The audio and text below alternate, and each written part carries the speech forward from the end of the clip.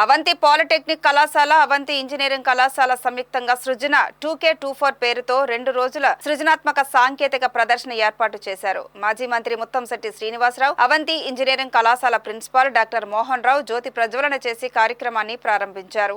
ఈ సందర్భంగా మాజీ మంత్రి ముత్తంశెట్టి శ్రీనివాసరావు మాట్లాడుతూ సాంకేతిక విజ్ఞానాన్ని పెంపొందించేందుకు పాలిటెక్నిక్ విద్య పునాది వంటిదన్నారు. ఈ కారణంగానే ప్రభుత్వం ఇంజనీరింగ్ కళాశాలలో పాలిటెక్నిక్ విద్యను బోధించడానికి అనుమతులు జారీ చేసిందని తెలిపారు. సృజన 2K24 వంటి కార్యక్రమాలు విద్యార్థుల సాంకేతిక పరిజ్ఞానాన్ని పెంపొందించడమే కాకుండా విద్యార్థుల్లోని నైపుణ్యాన్ని వెలికితీస్తాయని అన్నారు.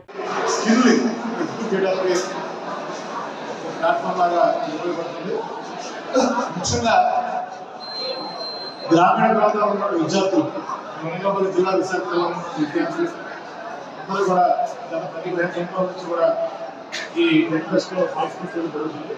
వాళ్ళు ప్రోడక్ట్ ఎక్స్పోర్ట్ చేయడం జరుగుతుంది. వాళ్ళందరికీ కూడా అభినందనలు. అలాగే ప్రిన్సిపల్ గారు స్టాఫ్ అందరూ కూడా వాళ్ళ సిస్టర్ వారికి కూడా ధన్యవాదాలు. ఈ సందర్భంగా చోడవరం పాలిటెక్నిక్ కళాశాల ప్రిన్సిపల్ ఏ నాగరాజు మాట్లాడుతూ విద్యార్థుల వినూత్న సాంకేతిక ఆలోచనలు ఇటువంటి సాంకేతిక నమూనాల ప్రదర్శన ద్వారా బయటపడతాయన్నారు. అలాగే విద్యార్థుల్లోని దాగి ఉన్న సాంకేతిక పరిజ్ఞానాన్ని ప్రేరేపించవచ్చునన్నారు. ఇటువంటి ప్రదర్శనను ఏర్పాటు చేసిన అవంతి పాలిటెక్నిక్ కళాశాల యాజమాన్యానికి కృతజ్ఞతలు తెలిపారు. ప్రదర్శనకు వివిధ కళాశాలలు, పాఠశాలల నుంచి సుమారు 900 మంది విద్యార్థులు వచ్చారు. వివిధ కాలేజీలకి, వివిధ స్కూల్కి సంబంధించినటువంటి ఇన్నోవేటివ్ ప్రాజెక్ట్స్ ప్రదర్శించడం జరిగింది. ఈ ప్రాజెక్టులో ముఖ్యంగా ఎలక్ట్రానిక్ బేస్డ్ ప్రాజెక్ట్స్ అండ్ సిమిలర్గా mechanical based and IoT based projects అన్ని చూడడం జరిగింది.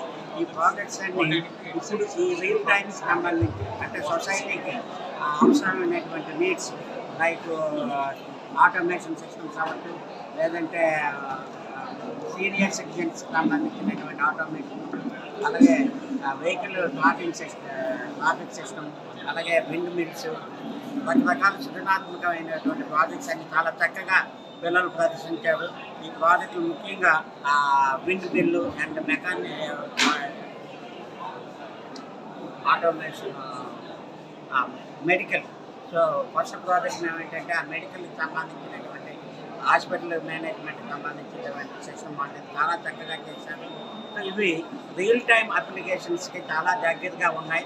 సో వీటిని మరి కొంచెం పేటెంట్స్ అవసరం అయితే పేటెంట్ తెచ్చుకొని వాటిని సొసైటీకి ఉపయోగపడేటట్టు వీటిని చేసినట్టయితే ఇంకా ప్రజలందరికీ అందుబాటులోకి వస్తాయని ఈ సందర్భంగా నేను